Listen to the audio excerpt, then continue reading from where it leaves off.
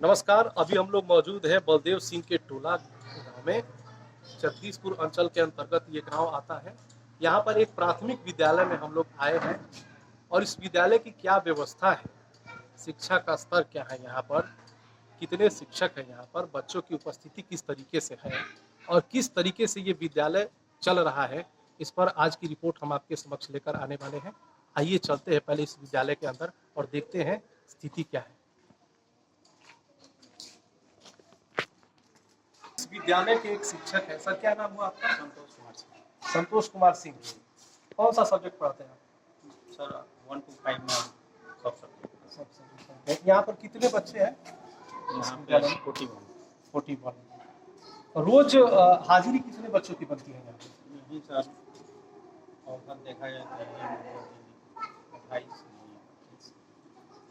तो इसका कारण क्या है?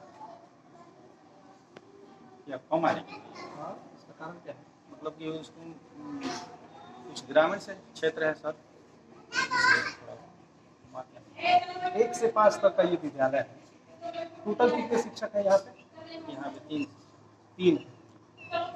3 ही शिक्षक पढ़ाते हैं।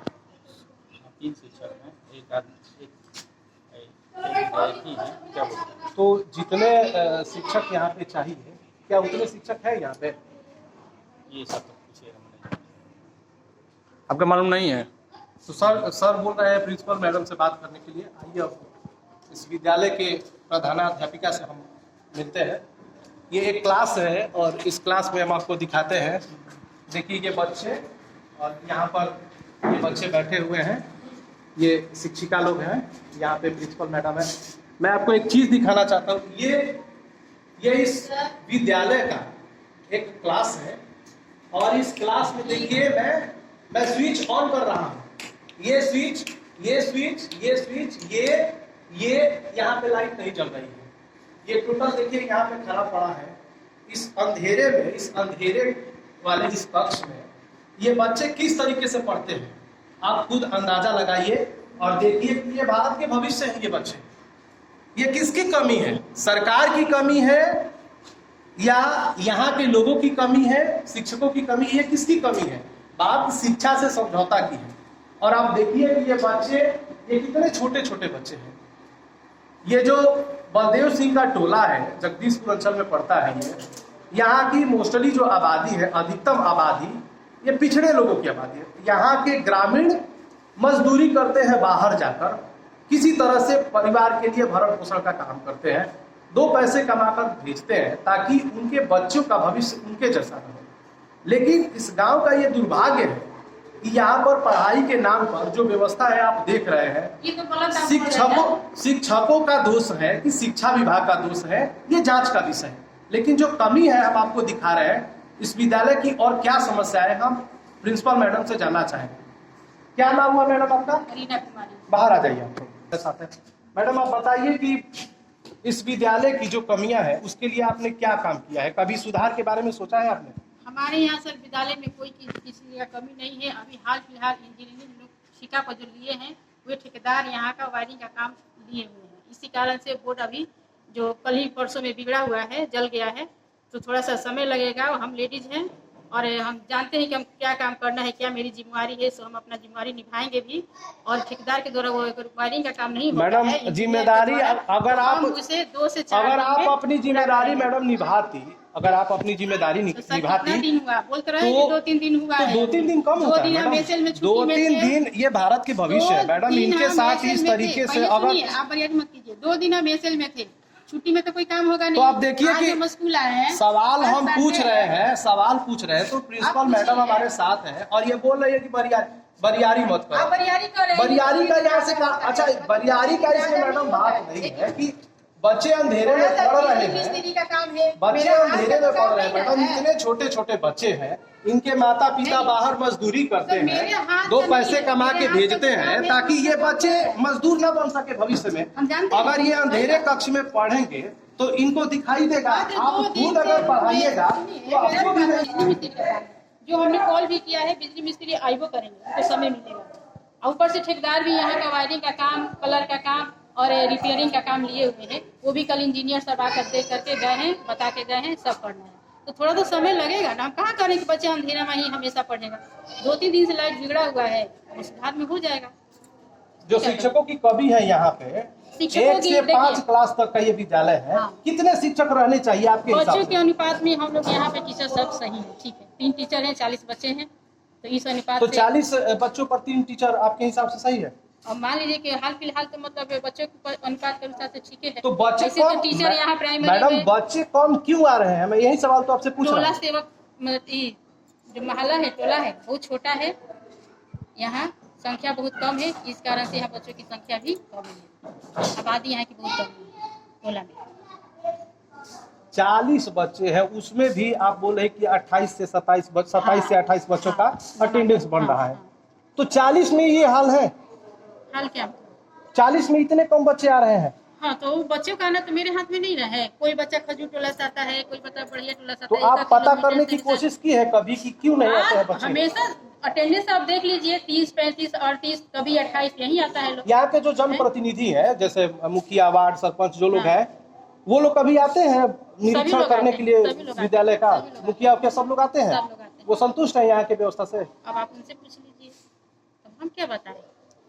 अब वो संतुष्ट है कि नहीं है वो न जानेंगे। अब बच्चा मतलब मेरा 30, 35, 40 नामांकन है, 32, 34 आ ही जाता है, कभी 28 आया, तो फिर हम क्या करें बताइए।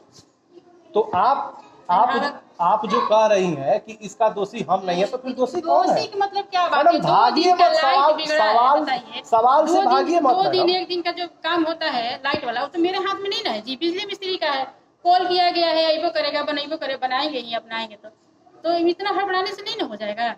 हम आपको बोले नहीं, हमेशा थोड़ा बच्चा से पूछ लीजिए कितना दिन से बिगड़ा हुआ है। मैडम हमारे भी बता देगा। मैडम हमारे आज देख रहे हैं पंखा साथ चल ग्रामीण रहा है। भी है, हम उनसे भी पूछेंगे ठीक है, जाइए ना, किसकी पूछिए बात भाई। सही है, हम उनसे भी लेंगे पूछ राय, लीजिए, ठीक है ना? लीजिए आप अपने दिखाइए, आई कार्ड कुछ दिखाए हैं हमको? आपको हम सब दिखा रहे हैं, लेकिन आप जिस तरीके से जवाब दे रही है मैडम, आप जिस तरीके से पहले मेरी बात सुनिए, आप भागिए मत।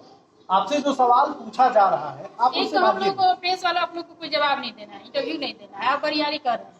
आप और ऊपर से कहाँ लिखा है? जो कमी भी हम हमको आपको लिखित बता दिखाइए। दे रहे हैं। आप हमको लिखित 2 दिखाइए दिन कि में मीडिया कमी के है। सवालों का जवाब नहीं देना है, तो आप हमको लिखित दिखाइए। वो तो 2 दिन सारे चीज पर एकदम टंच रहते हैं, मेरी बात कभी सुनिए। कुछ समस्या आती है। मैडम मेरी बात सुनिए, मैं आपसे एक सवाल कर रहा हूँ कि आपके विभाग से कोई ऐसा लिखित है कि आप मीडिया वालों का जवाब मत दीजिएगा?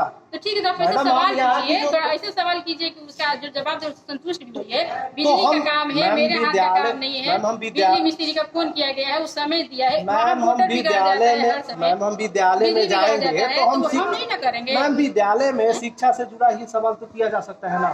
शिक्षा तो से वही अलग ना हम कहाँ आप सवाल करेंगे? बराबर हम पे प्रेशर बनाए कि अंधेरा में बच्चा पड़ेगा, वही पड़ेगा। अरे कैसे पड़ेगा? मैम, आप 2 खुद दिन देख लीजिए, आप जो यहाँ की स्थिति है आप बिजली खुद मिस्त्री देखिए। आएंगे, बोर्ड देखेंगे, बोर्ड तो हमको नहीं ना बिजली का काम आता है, वो आएंगे तो वही ना देखेंगे, वो बताएंगे उसमें बनाने में कम से आइए कम यहाँ 2 दिन, पर 4 दिन। पानी की क्या व्यवस्था है उसको भी थोड़ा देखा जाए। बलदेव सिंह के टोला के जिस विद्यालय में मैं आपको लेकर गया था, उसी विद्यालय से लगा हुआ आंगनबाड़ी का केंद्र भी है, जो यहाँ पे चलता है। किस तरीके से चलता है मैं आपको दिखा रहा हूँ। उस आंगनबाड़ी की जो पढ़ाई लिखाई होती है उसका कक्ष कैसा है मैं आपको दिखाना चाह रहा हूँ। देखिए किस तरीके से, और ये कोई जंगल झाड़ नहीं है, ये आंगनबाड़ी केंद्र का पठन पाठन केंद्र है। यहाँ पर बच्चे आते हैं पढ़ने के लिए। आप देख रहे हैं इन खंडहरों को, देख लीजिए, इसमें कक्षाएं चलती हैं। आप देख लीजिए, ये तो खैर पुराना है, ये तो बिल्डिंग पुरानी है, लेकिन इस बिल्डिंग में मैं आपको लिए चलता हूँ। आप देखिए किस तरह की स्थिति बनी हुई है। देखिए मैं आपको दिखाना चाहता हूँ, मेरे साथ कुछ ग्रामीण है यहाँ पे। ये बताइए कि ये कौन सा कक्ष है? ये वाला? नहीं, ये जो रूम है ये क्या पढ़ाई लिखाई वाला है या रसोई जैसा? ये रसोई वाला है ना, और ये पढ़ाई वाला है। तो ये देखिए, ये बच्चों के पढ़ने के लिए ये आंगनबाड़ी केंद्र बनाया गया है। इसकी बिल्डिंग आप देख लीजिए और नीचे की व्यवस्था देखिए, आप खुद अंदाजा लगाइए कि इसमें कैसे बच्चे पढ़ते होंगे। तो ये तो हुआ एक कक्ष, इसकी हालत देखिए। इसके बगल में एक और कक्ष है, मैं आपको दिखाना चाहता हूँ। आप देखिए कि किस तरीके की हालत है। क्या इसमें बच्चे पढ़ेंगे? सवाल पूछने पे टीचर भड़क रहे हैं, बोल रहे हैं कि कोई कमी नहीं है, आप लोगों की कमी है, आप लोग झूठी खबर दिखा रहे हैं। लेकिन झूठ कौन है और सच क्या है ये तो सबके सामने है। आप देखिए, लग रहा है कि हम लोग किसी जंगल में निकले हुए हैं। ये देखिए, इस पे रसोई बनती है, इसी पे रसोई बनती है और इसी जंगल में बैठ के बच्चे भोजन करते होंगे। ये देखिए, ये एक सरकारी हैंडपंप है। आप देखिए, ये बंद पड़ा हुआ है। उधर बिजली की व्यवस्था देख रहे हैं, इधर पानी का व्यवस्था देखिए। क्या इस जंगल में कोई छोटा बच्चा आके पानी पी सकता है? या स्वयं जो टीचर यहाँ पे पढ़ाते हैं, जो उम्र में बड़े हैं, क्या वो आके इस जंगल में पढ़ा सकते हैं? ये सोचने वाली बात है। तो कुल मिलाकर जो स्थिति है यहाँ की, वो शोचनीय है। शिक्षकों से सवाल करने पर वो लोग भड़क रहे हैं। जो यहाँ की प्रधानाध्यापिका है, वो भी सवाल का जवाब संतोषजनक तरीके से नहीं दे रही है। ग्रामीणों से हमने पूछने की कोशिश की, ग्रामीणों का भी यही जवाब है कि यहाँ की व्यवस्था सही नहीं है। यहाँ की जो प्रधानाध्यापिका है वो बोल रहे हैं कि इंजीनियर की कमी है, इंजीनियर की कमी की वजह से लाइट की व्यवस्था नहीं है। रूम की हालत हमने आपको दिखाया, जो भी चीजें थी आपके सामने बिल्कुल स्पष्ट तरीके से हमने रखने की कोशिश की। बलदेव सिंह का टोला ये है, यहाँ पर तकरीबन हर बच्चा एक गरीब और दलित और महादलित परिवार से आता है। बच्चे किस तरीके से पढ़ रहे हैं वो उनके घर के लोग जानते हैं। बाहर कमाई करते हैं, 2 रुपया पेट काट कर भेजते हैं कि हमारे बच्चे पढ़े, लेकिन शिक्षक अच्छी तरह से पढ़ाते नहीं है, अपने ड्यूटी को सही तरीके से नहीं करते हैं।